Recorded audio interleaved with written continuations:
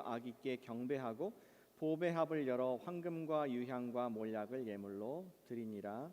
아멘. 오늘 우리 크리스마스 주일로 지키고 있는데 여러분들은 기쁘십니까? 별로 안 기뻐 보이시네요. 예. 우리 아이들은 기쁜 것 같습니다. 아이들은 크리스마스 때가 되면은 환하게 웃고, 어제도 우리가 기쁘게 예배를 드렸습니다. 근데 점점 나이가 들어가면서 작년에 했던 크리스마스고 그 전에 했던 크리스마스고 점점 기쁨이 레벨이 이렇게 만족도가 떨어지는 그런 모습들이 보여지고 있습니다. 그런데 우리는 예수님께서 나신 그 이유가 무엇인가를 다시 듣고, 또 우리가 받기보다는 또 이렇게 드릴 수 있을 때 기쁨이 확 살아나는 것을 경험을 하게 되는 걸로 생각합니다. 제가 리더스 다이제스트를 몇 년 전에 읽으면서 거기에 우리 그 선물을 남편이 아내에게 줄 때, 선물을 줄 때 어떻게 선물을 잘 골라야 되는지에 대한 이야기를 제가 읽게 되었습니다. 왜냐면은 남편들이 선물을 잘 못 고르면 1년 내내 한 해 고생할 수 있기 때문에 크리스마스 선물을 잘 준비하라, 이런 것을 듣고 읽게 되었습니다. 나눠드리길 원합니다. 이렇게 적혀 있더라고요. 아내에게 사주지 말아야 할 것 하면서, 남성이 일반적으로 쇼핑을 하는 유일한 사람은 아내이지만 그 모든 경험이 스트레스가 됩니다. 많은 남성들이 잘못된 선물 결정으로 인해 오랜 시간 동안 극심한 고통을 느끼고 경험한 바가 있습니다. 이 분야에서 전문가인 글 쓴 사람이죠. 저도 아내에게 무엇을 사줘야 할지 아직 잘 모르겠지만 아내에게 사주지 말아야 할 것들을 정리해 말씀드리겠습니다. 우리 아내가 있는 남편이시라면 잘 들어보시기 바랍니다. 1번, 플러그를 꽂는 물건은 사지 마세요. 전기가 필요한 모든 것은 실용적인 것으로 간주되어서 안 됩니다. 그러니까 뭐 가전제품 이런 거 말하는 거겠죠. 또 2번, 사이즈와 관련된 옷은 사지 마세요. 당신의 아내의 사이즈를 맞출 확률은 7,000분의 1이고 나머지 6,999번은 아내가 기분을 상하게 될 것입니다. 이렇게 얘기한다는 것이죠. 여보, 내가 사이즈 16 같아? 그렇게 말할 것입니다. 혹은 너무 작은 사이즈도 맞지 않습니다. 난 20년 동안 사이즈 8을 입어본 적이 없어. 이렇게 얘기한다는 것이죠. 3번, 유용한 것은 모두 피하세요. 수백 시간을 절약할 수 있다고 광고하는 새로운 은광택제, 이런 선물 사지 말라는 것입니다. 이런 것들은 여러분들이 점수를 따는데 저는 도움을 주지 못합니다. 4번, 체중 감량이나 자기 개발과 관련된 제품은 사지 마세요. 헬스센터 6개월 멤버십은 아내에게 과체중이라는 것을 잘못 암시할 수 있다는 것이죠. 5번, 보석을 사지 마세요. jewelry. 아내가 원하는 보석은 당신이 감당할 수 없습니다. 그리고 당신이 감당할 수 있는 보석은 아내가 원치 않습니다. 잘 새겨 들으시기 바랍니다. 6번, 그리고 여러분, 아내에게 프릴이 달린 속옷을 사주는 전통적인 함정에 빠지지 마세요. 아내가 입어야 할 속옷에 대한 여러분의 생각과 아내가 실제로 입는 속옷에는 수백 광년의 차이가 있습니다. 7번, 마지막으로 너무 과지출을 하지 마세요. 이거 너무 비싼 것 같아, 얼마야? 이렇게 아내가 물어볼 것입니다. 하지만 또한 너무 적게 지출하지 마세요. 그녀는 아무 말도 당신에게 하지 않겠지만 내가 이 값밖에 안 돼, 이렇게 생각을 해서 손해 본다는 것입니다. 가장 가까운 사람들에게 이런 선물을, 내가 너무 잘 아는, 특별히 그냥 좀 먼 거리 가는 사람들한테 누구 뭘 주더라도 마음을 선물로 받고 또 나중에 기프트 익스체인지 할 수도 있겠지만 너무나 잘 알고 사랑하는 사람들에게 선물하는 것은 참으로 어렵습니다. 그래서 당부드린 것은 남편들께서는 한번 잘못된 선택으로 1년 내내 극심한 고통을 겪으실 수 있다는 것을 기억하면서 신중하게 의미 있는 선물을 하실 수 있기를 축복합니다. 아멘. 남편들이 들으셔야 되는데, 그렇죠? 나중에 영상으로 보여주세요. 안 계신 분들은. 우리는 가장 사실 선물을 드려야 될, 가장 의미 있는 선물을 드릴 분이 누굴까요? 우리 주님인 줄로 믿습니다. 우리가 선물을 주님께 잘 드려야지 주님께서 기쁘게 받으시고 또 선물을 드리는 우리에게도 큰 기쁨이 있습니다. 주님께서는 바라실 것들이 많을 것 같아요. 만약 예수님께서 여러분들 선물을 받으신다면은, 여러분 선물을 주신다면은 원하시는 것들이 있을 것 같습니다. 뭐 그냥 쉽게 생각해도 영혼 구원 선물, 또 여러분의 믿음의 성장, 뭐 교회의 성장, 이러한 또 세계 복음화 선교 등등 이런 것들이 있을 것입니다. 그런데 오늘 크리스마스 주일로 지키고 있는데 진짜 예수님께서 오늘 받고 싶은 선물이 무엇일까? 우리가 히트하지 않고 우리 미스하지 않고 정확하게 정조준하기 위해서, 히트하기 위해서 우리 안전한 선물을 주님께 드려야 되지 않겠습니까?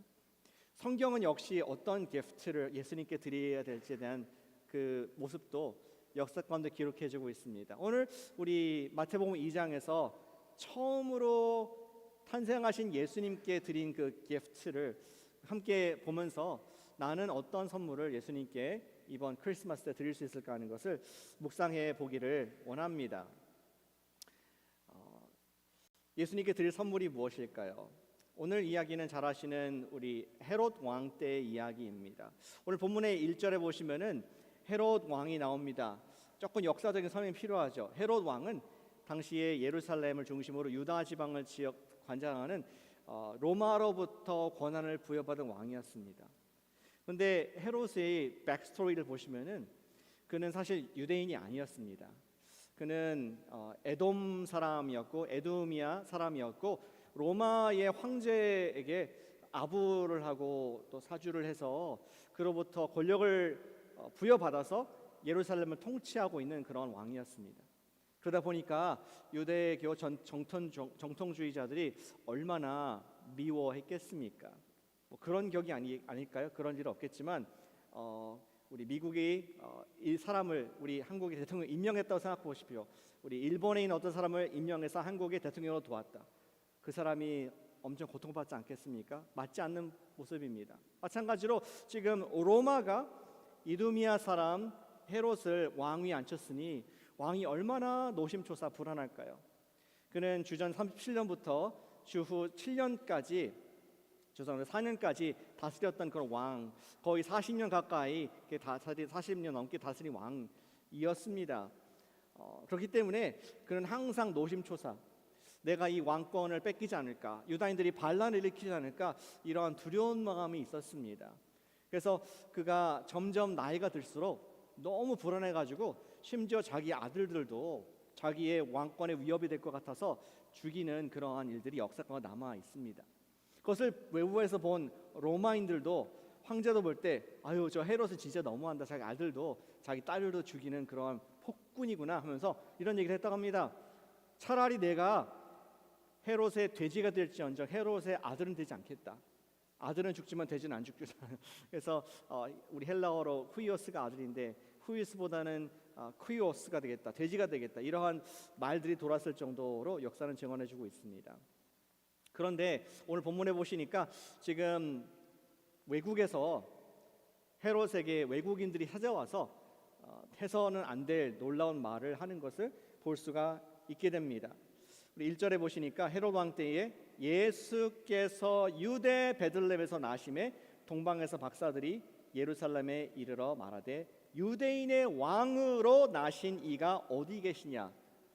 이 소식을 듣지 말아야 한 사람이 있었다면 바로 헤롯이었습니다. 헤롯에게 이러한 왕이 당신의 유대 지역에 났다는 놀라운 이야기를 듣고 온 성이 소동을 하는 해프닝이 벌어지게 되지 않습니까?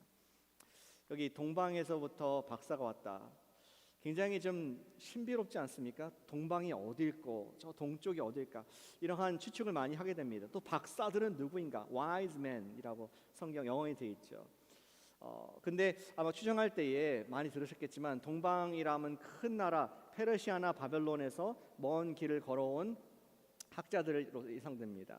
박사들이라고 했지만 정확히 말하면 별을 보고 연구하고 꿈을 해석하고 또 신의 뜻을 전달하는 당시의 엘리트, 당시의 점성술과 종교를 혼합한 그러한 사회 지도층이었을 걸로 생각이 됩니다. 오늘날 따지면은 별을 보고 연구하고 또 기상을 보고 이러한 것을 봤을 때 나사 사이언티스트 정도 되지 않았을까? 국가의 어떠한 지원을 받는 단체에 있으면서 펀딩을 받고 그것만 연구할 수 있는 전문가, 그 동방에서부터 온 박사들이, 그 당시에 힘 있는 사람들이 지금 유대에 있는 예루살렘 헤롯 왕에게 온 것이었습니다. 저 큰 나라에서 힘 있는 정부에서 온 잘 배운 사람들이 예루살렘의 지방 정부의 작은 왕이었던 헤롯에 왔을 때 그 온 예루살렘의 빅 뉴스가 되었고 큰 소동이 났을 것이 분명하지 않겠습니까? 그리고 그들은 그 온 것 자체도 큰 소동이지만 그들이 질문했던 것이 더 헤롯의 마음에 큰 충격을 주었습니다. 다시 2절에 유대인의 왕으로 나신 이가 어디 계시냐? 우리가 그 동방에서 그의 별을 보고 경배하러 왔노라. 박사들은 오랜 시간 동안 아마도 수개월 동안 그 먼 수백 마일을 걸어서 이 여행을 했던 것 같습니다. 그들은 오랜 시간 밤마다 별을 따라왔기 때문에 밤마다 별을 보면서 따라오면서 많은 연구와 또 책들, 자기들이 알고 있는 지식들을 종합을 해가지고 결론을 내게 됩니다. 이것은 신들이 우리에게 뭔가 놀라운 징조를 보여준 것인데 분명히 이 별이 인도하는 곳에는 어떤 위대한 인물을 알 것이다. 인류에 없었던 이 땅을 다스릴 왕 같은 존재가 나는 그런 징조이다라는 것을 역사를 통해서, 책을 통해서, 경험을 통해서 자기 평생 모든 엑스퍼티스를 동원해서 결론에 이르게 되었습니다. 그렇기 때문에 우리 박사들은 우리 예루살렘의 헤롯 왕에 와가지고 그런 얘기를 했던 것이죠. 유대인의 왕으로 확신했고 그게 어디 계시느냐. 그리고 우리가 여기까지 온 목적은 그러한 분이라면은 내가 엎드려서 경배를 1차 증인으로 하길 원한다. 이러한 두렵고 떨리는 마음을 한 것을 보게 됩니다. 여러분들도 하늘을 보면서 경의를 느끼신 적이 있으십니까? 밤하늘, 요새는 뭐 인공위성도 많고 여러 가지 드론도 많고 그래서 밤하늘에 저게 진짜 별인지 아닌지 알 수가 없는 부분이 있습니다. 그런데 올해 아마 벌써 오래돼가지고 잊어버리셨겠지만 4월 달에 개기일식이 있었습니다. 그렇죠? 미국에서 정말 오랜만에 보는 개기일식이었습니다. 그때 수백만 사람들이 이 동쪽에, 우리로부터 볼 때 동쪽에 이 지나가는 통로에 많은 사람들이 운집해가지고 해가 우리 완전히 달에서 집어삼켜지는 그러한 완전 개기일식을 목격하기 위해서 moment of lifetime의 모먼트를 위해서 운집했던 그 우주쇼를 봤던 것을 우리는 기억을 합니다. 오늘날도 많은 사람들이 이런 경이로운 것들을 미디어가 아니라 직접 내 눈으로 목격하기 위해서 달려가고 있습니다. 하물며 동방에서부터 별의 전문가 그리고 신의 우리 징조를 보는 그런 전문가들이 이러한 평생에 본 적이 없던 그러한 별이 움직이는 그리고 계속 일관되게 인도하는 것을 봤을 때에 얼마나 가슴 떨리고 정말 자기 인생의 모든 경험들이 이것을 이 순간을 위해서 내가 준비된 것이 아닌가라는 그러한 운명적인 생각을 갖게 될 것이 자명합니다. 그들은 끝까지 따라가게 되지 않았겠습니까? 그리고 그들이 그 목적지에 가서 하고 싶은 것은 경배, 그냥 자연적인 어떤 과학을 연구하는 정도가 아니라 그 앞에 자신을 내려놓고 경배하고자 하는 목적으로 먼 동방에서부터 박사들이 왔다는 것을 마태가 우리를 위해서 기록해 주고 있습니다. 이렇게 자연현상이라는 자연 계시, 일반 계시를 받은 박사들이 헤롯에게 찾아왔습니다. 왜냐하면 그들은 낫다는 걸 알았습니다. 이 별을 통해서 하나님께서 신이 준 어떠한 위대한 인물이 낫다는 것을 알았는데 이런 일반 계시만 통하여서는 정확하게 어디에서 낫는지를 알 수 없었습니다. 그래서 헤롯에게 묻자 헤롯은 특별 계신 성경을 잘 아는 제사장들을 소집해서 묻습니다. 메시아가 왕이 어디서 낳겠습니까? 이러한 질문을 하게 됩니다. 그게 4절 말씀이죠. 모든 대제사장 백성의 서기관들을 다 모아서 메시아 그리스도가 어디에서 나겠느냐. 혹시 전문가는 다르죠. 바로 답이 탁 나옵니다. 5절에 그들은 미가서 5장 2절 선지서 예언서에 이렇게 기록되어 있습니다. 유대 땅 베들레헴아 내게서 한 다스리는 자가 나와서 내 백성 이스라엘의 목자가 되리라라고 특별 계시가 우리 미가서에서 나와 있습니다. 이러한 이야기로 답을 했습니다. 빙고! 이제 어디에서 나타나셨는지 나실지 알았습니다. 좌표가 그려진 것입니다. 언제? Here. 여기에서 나셨고 어디에서? 베들레헴.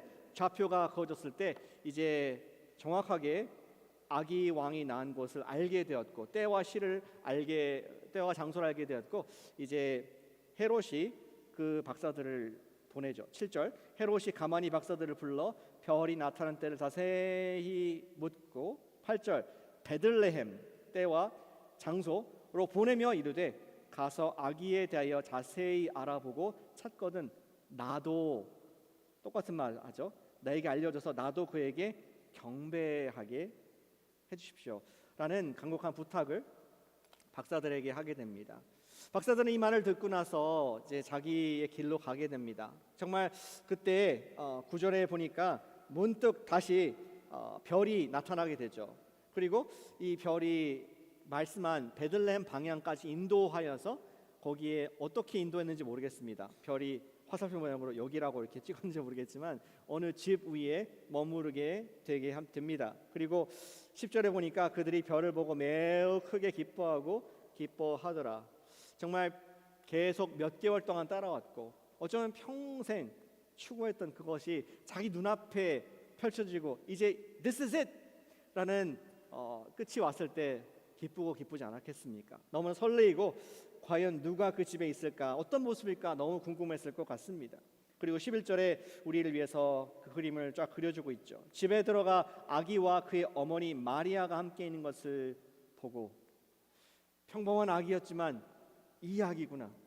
이 아기가 지금까지 별이 우리에게 알려준 그 아기이고 이 어머니가 그 아기를 낳은 것이구나. 그들은 그런 경이로움을 가지고 보니까 엎드려 아기께 지금까지 얘기했던 것처럼 경배를 했습니다.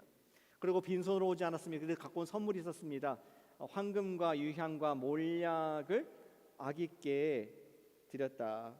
그렇게 되어 있습니다. 그것이 첫 번째 우리 크리스마스 때 첫 번째 인류를 대표하여서 동방의 박사들이 예수님께 아기 왕께 드린 귀한 선물이었습니다. 어떤 신학자들은 이 세 가지 선물의 의미들을 이렇게 부여를 하는데요. 황금, 몰약, 유황 이런 것들을 의미를 두고 있는데 성경이 말하고 있지 않기 때문에 전 특별히 그것을 의미를 부여해서 설명을 드리지 않겠습니다. 그런데 이것만은 분명합니다. 그 당시에 황금과 유향과 몰약 같은 것들은 매우 귀한 물건이었고 비싼 선물이었습니다. 하지만 그 비싼 선물이 왜 이런 선물을 하지? 그런 놀랄 만한 것도 아니었습니다. 돈 있는 사람, 힘 있는 사람 가운데 서로 주고받는 그런 일반적인 선물이었다는 설명을 제가 읽게 됩니다. 그리고 그 선물은 마치 요즘 시대에서 뭐 값비싼 시계 선물을 한다든지 뭐 금품을 귀금속을 준다든지 하는 듯한 그러한 선물로 이해하시면 좋겠습니다. 그렇게 우리 볼 수 있는 이유 중에 한 가지가 그냥 일반적인 선물이었다는 것은 비싸지만 이유 중에 한 가지가 이 사건 이후에 다시 한번 등장하지 예수님의 생애 가운데 이 세 가지 선물이 등장하지 않습니다. 예를 들어서 뭐 마리아가 우리 예수님한테 야 이게 너 어릴 때 받은 돌반지 금 돌반지야 뭐 이렇게 꺼내지 않습니다. 그 다음부터는 나오지 않습니다. 그걸로 봤을 때에 아마도 가난한 우리 요셉과 마리아가 그 귀한 물건들을 팔아서 뒤에 나오지만 애굽으로 도망가는데 썼거나 아니면은 아기 예수님을 이제 키우고 그를 성장시키는데 사용한 귀하게 쓰이지 않았을 것 하는 그런 것이 분명하게 유추해 볼 수가 있습니다. 사랑하는 여러분, 우리 원래 질문으로 돌아가기 원합니다. 오늘 이것이 우리의 스토리인데요.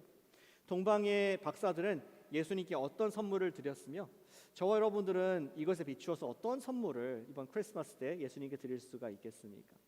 여러분 주보에 두 가지 답을 드렸는데 첫 번째 답은 맞고 두 번째 답은 틀립니다. 제가 두 번째는 다시 말씀드리겠습니다.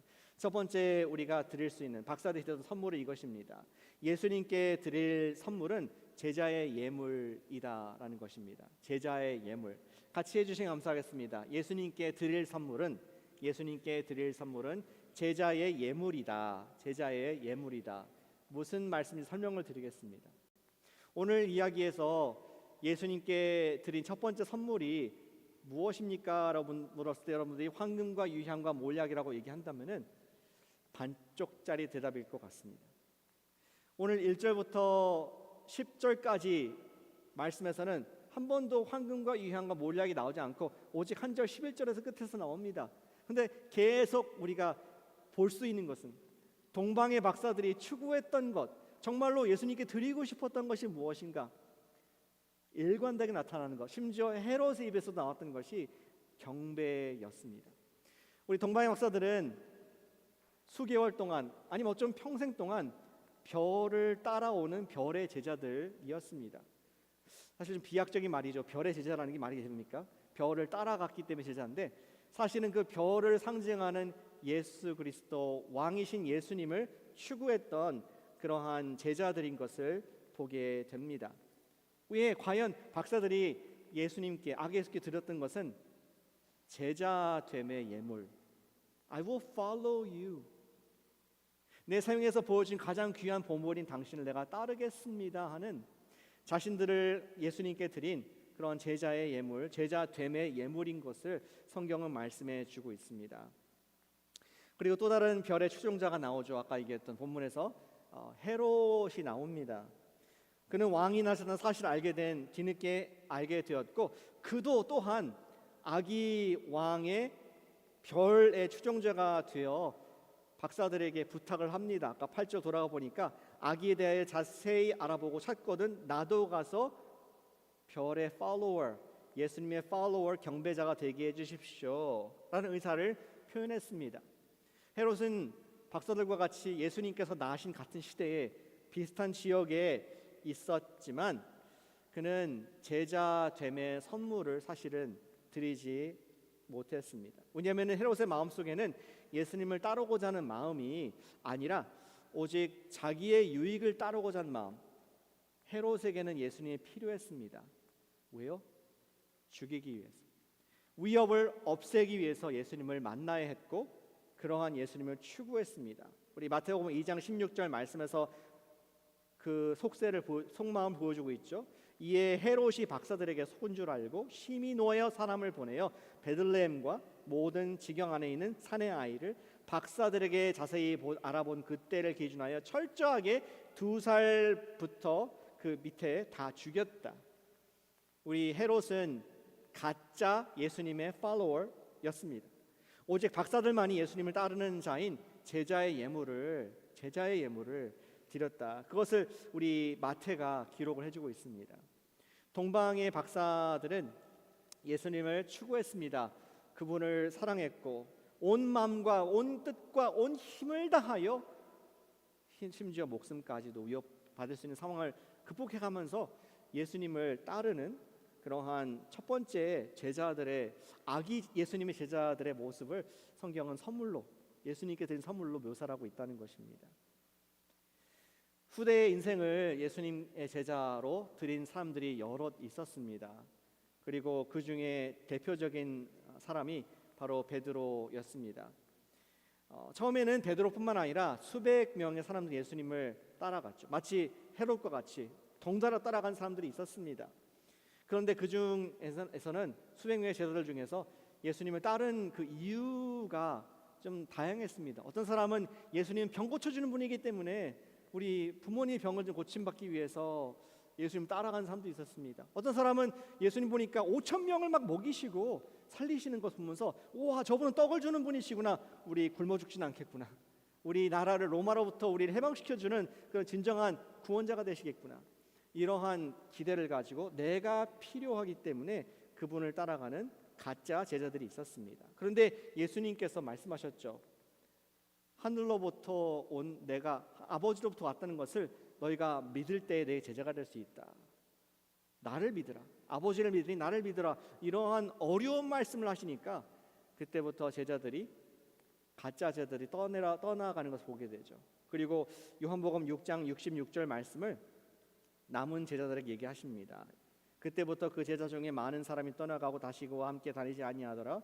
예수께서 12제자에게 이르시되 너희도 가려느냐? 시몬 베드로가 대답하되 주여 영생의 말씀이 주께 있사오니 우리가 누구에게로 가오리이까? 예수님, 우리는 어떠한 떡 때문에 가는 것도 아니고요, 내 인생의 기도 제목 때문에 따라가는 것도 아니고, 당신은 하나님께서 이 땅에 보내주신 영생의 선물이기에 나는 당신을 그대로 추구해 갑니다. 그것을 받으시고 예수님께서는 제자들을 예수님의 놀라운 사역에 쓰이게 하시는 것을 그 예물을 받으시는 제자들의 예물을 삶을 받으신 놀라운 역사를 우리는 알고 있습니다. 사랑하는 여러분, 조금 추상적일 수 있지만 그런 적용을 좀 하길 원합니다. 이번 크리스마스 때 우리가 드릴 것이 무엇입니까? 우리가 드릴 수 있는 오늘 첫 번째 제자들이 보여준 예물은 제자의 예물. 주님, 내가 예수님의 제자로서 살겠습니다라는 마음의 헌신을 스럽게 주님께 선물로 드리는 이번 크리스마스 계절 되시기를 진심으로 축복합니다. 1세기 베드로의 후임으로 안디옥 교회의 감독이 되어 근 40년 동안 사역을 한 제자가 있었습니다. 1세기 이후에 2세기 때 이그나티우스라는 제자가 있었습니다. 그는 AD 107년경에 체포되었고 순교당하기 위해서 로마로 압송되어 갔습니다. 로마의 원형 경기장에서 그는 사자의 밥이 되어야 했습니다. 로마 교회는 그의 구명운동을 펼칠 준비를 하고 있었다고 합니다. 이 사실을 안 이그네시어스는 로마 교회에 편지를 보내 이렇게 말씀을 했습니다. 그대들이여 나를 위하여 타협하지 마십시오. 내가 살아날 줄도 기대하지 마십시오. 나는 한 알의 미랄로 짐승의 이빨의 가루가 되어 예수 그리스도께 바쳐지는 깨끗한 빵 한 조각이 되기를 원합니다. 그리스도를 소유할 수만 있다면 뜨거운 불에 타 죽든지 칼에 목베임을 당하든지 짐승의 이빨에 찢겨 죽든지 나는 두려워하지 않습니다. 내게는 오직 그리스도만이 있을 뿐입니다.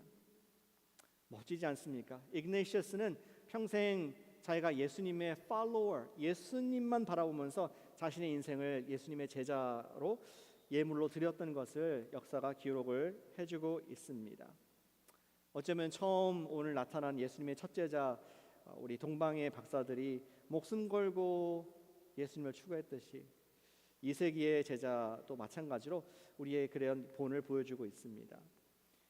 사랑하는 여러분, 이번 크리스마스를 기회 삼아서 예수님을 따르기로 하는 제자의 예물을 새롭게 드리는 헌신의 예물을 드리는 우리 마음의 선물을 드린 여러분과 제가 되시기를 축복합니다. 다른 목적 없이 순수하게 예수님을 예배하자는 것입니다. 이번 주에 예배가 많이 없습니다. 어제 드렸고 오늘 드리고 또 연말 예배에 있어서 이번 한 주가 예배가 많이 없습니다. 교회에서 이끄는 예배는 없더라도 어쩌면 처음으로 여러분들이 자원해서 여러분 가정에서 예수님 예배 드리실 수 있기를 축복합니다.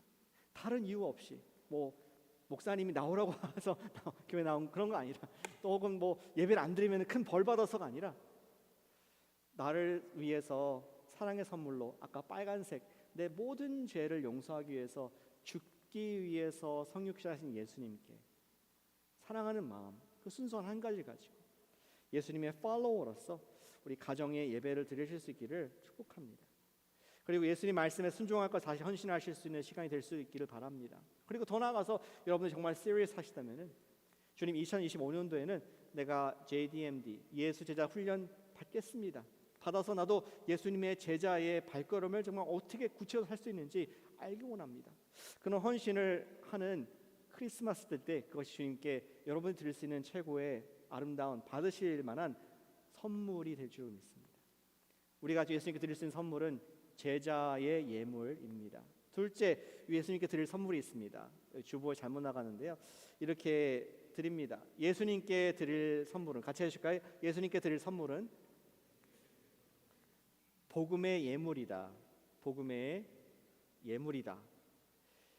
제자가 드린 예물은 동방의 박사들은 마음만 드린 것만은 아니었습니다. 우리 쭉 봤듯이 빈손으로 오지 않았습니다. 아기 왕이 필요한 물질을 가지고 왔습니다.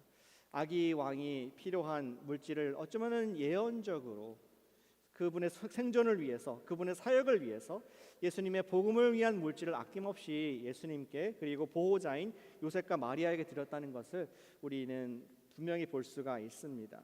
이렇게도 얘기할 수 있습니다. 우리 동방의 박사들이 예수님의 복음을 나타내는 첫 번째 파트너, 동역자가 되었다는 것을, 그리고 그것을 기쁘게 받으셨기 때문에 무엇을 선물로 줬는지까지도 성령님께서 마태를 통해서 적으신 것을 보게 됩니다. 우리가 당시 선물 문화에 대해서 기억하고 알아야 할 부분이 하나 있는데요. 당시의 선물 문화, 그것은 당시 누군가에게 선물을 주게 되면은 로마 시대 문화에서는 내가 주면은 그 그쪽도 나한테 뭔가 그 정도 수준에 줄 것을 예상하는 문화가 있었다고 합니다. 찢어지게 가난한 마리아 요셉이 뭐 줄 수 있을지는 몰랐겠습니다. 사실 우리 동방의 박사들은 몰랐겠지만, 비록 박사들은 그때는 몰랐겠지만, 아기 예수님께 드린 선물이 어떻게 돌아올지 몰랐지만, 과연 외국인이었던 그들에게 선물이 돌아오게 될 것입니다. 외국인이었던 박사들이 예수님의 복음을 위한 물질을 드렸기 때문에 예수님께서는 마태복음 쭉 사역을 하시면서 28장까지 가시면서 그는 외국인들을 위한 선물을 또 선포를 하시는 것을 볼 수 있습니다. 잘 아시는 말씀 마태복음 28장 19절 20절 말씀을 같이 한번 크게 읽어보면 좋겠습니다. 화면에 있죠? 읽겠습니다. 그러므로 너희는 가서 모든 민족을 제자로 삼아 아버지와 아들과 성령의 이름으로 침례를 베풀고 내가 너에게 분부한 모든 것을 가르쳐 지키게 하라.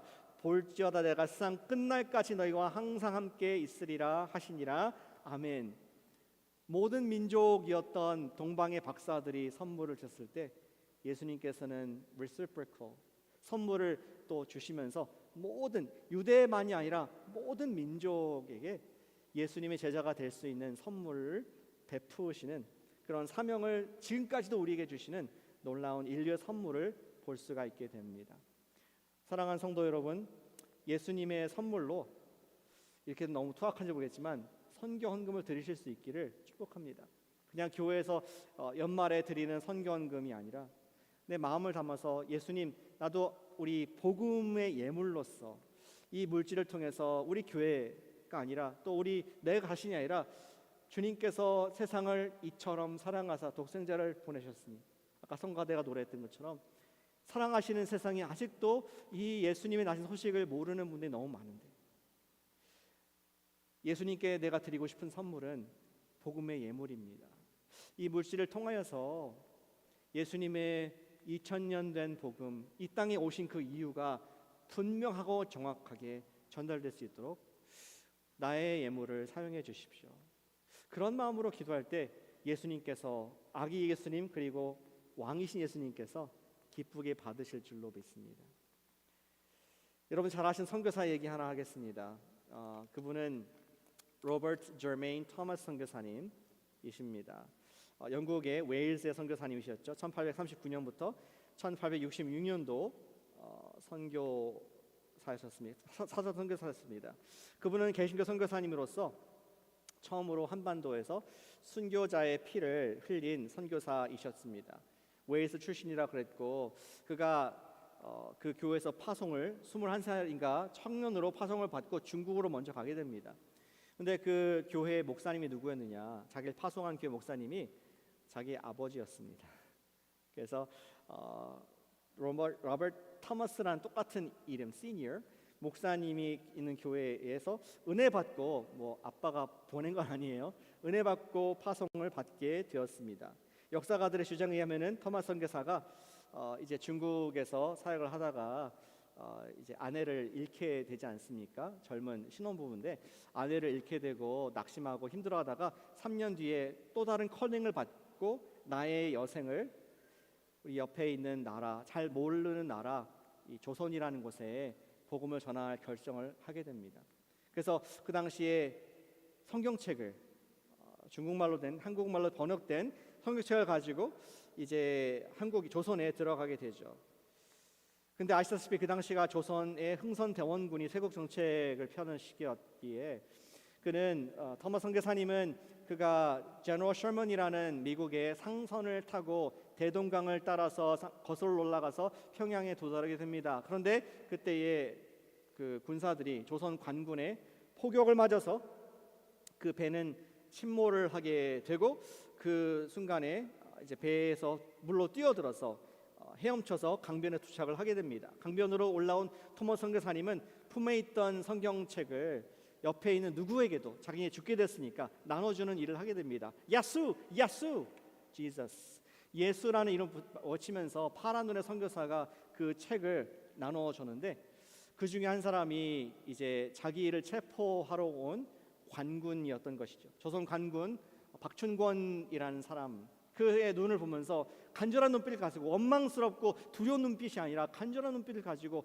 이 책을 주면서 받으라고 얼떨결에 이 박춘권 씨가 성경책을 받게 됩니다. Long story short, 박춘권은 훗날 성경을 읽다가 개종을 하게 됐다는 이야기가 전해지고 있습니다. 그리고 그로 말미암아 우리 조선에 기독교가 들어오게 되고 많은 사람들이 성경을 접하고 저와 여러분들이 지금 읽고 있는 이 성경, 한글로 된 성경책도 그분의 피와 순교의 헌신으로 말미암아 우리가 받게 된 것을 우리는 알고 있습니다. 근데 여러분께 잘 아시는 토마 선교사님을 말씀하기 위해서 이 긴 스토리를 말씀드린 게 아닙니다. 저와 제 아내는 몇 년 전에 그 웨일스에서 토마 선교사님 파송했던 그 교회에 다녀왔습니다. 그 교회 가니까 지금도 있어요. 웨일스의 성공의 교회입니다. 에피스코펠리안 처치, 앵글리칸 처치인데 거기에서 6명의 성도님이 계시더라고요. 웨일스 분들이십니다. 참 놀랍게도 지금 거기 한국 분이 목회하고 계세요. 코리안도 대단하지 않습니까? K-Church 한국 분이 목회하시면서 계속 그 지역에 옛날에 웨일즈의 부흥의 그 물결을 이어가고자 기도하고 또 한국 교회에서도 계속 서포트하고 있는 역사적인 교회입니다. 근데 그 교회 벽에 이렇게 선교사님들 이름이 전시가 되어 있습니다. 몇 년부터 몇 년까지 섬겼고 어떤 목사님이 우리 교회 담임했고 그걸 너무 자랑스럽게 설명하는 가이드를 보면서 참 은혜를 많이 받게 됩니다. 100년, 150년인가요? 된 그러한 교회인데 그 작은 교회가 선교사님이 선교하실 수 있도록 후원을 했기 때문에 그분들은 몰랐겠지만 2024년도에 저와 여러분들이 미국에서 이민자로서 하나님의 말씀을 우리말로 읽고 또 오히려 이 미국의 복음을 전파하는 사명을 감당하는 이러한 선물을 이 지역에 주는 놀라운 결과를 그 교회가 알았을까요? 사랑하는 여러분, 처음에 우리 동방의 박사들이 예수님께 복음을 위한 예물을 드려서 선순환이 되어서 온 세상에 복음이 전하는 것처럼 우리 예수님께 드릴 수 있는 선물, 마음의 선물, 기도의 선물은 주님, 저의 작은 예물을 통하여서 특별히 크리스마스 성탄 헌금을 통하여서 예수님의 복음이 선교사님을 통해서 오늘도 또 다른 조선에게 전파될 수 있도록 또 다른 하나님을 모르는 아직도 어두운 가운데에 가짜의 삶을 사는 그런 사람들에게 복음이 전파되게 해주십시오. 그런 마음으로 우리 드린 헌금이라면은 예수님께서 기쁘게 받으시는 그런 우리 성탄의 계절이 될 줄로 저는 믿습니다. 우리 그러한 예수님께 드림이 되는 우리 마음을 주님, 나는 예수님의 제자입니다. 주님을 따라가겠습니다. 동방의 백사들이 별에서 초점 놓치지 않았던 것처럼 제 인생도 어떠한 기도 제목 때문이 아니라 어떠한 상급 때문이 아니라 예수님이 나를 사랑하시기 때문에 하나님의 아들이시고 나를 위해서 모든 것들을 다 갑지불을 하신 나의 주님이시기 때문에 I follow you, Jesus. 그런 헌신의 시간이 우리 선물로 예수님께 드려지길 원합니다. 그리고 오늘 코너스톤 교회가 우리가 때를 얻든지 못 얻든지 하나님의 복음을 증거하는 데 쓰임받는 복음의 예물의 복된 통로가 우리 모두가 되시기를 주님의 이름으로 축복합니다. 아멘. 우리 시간 기도하면서 우리 크리스마스 예배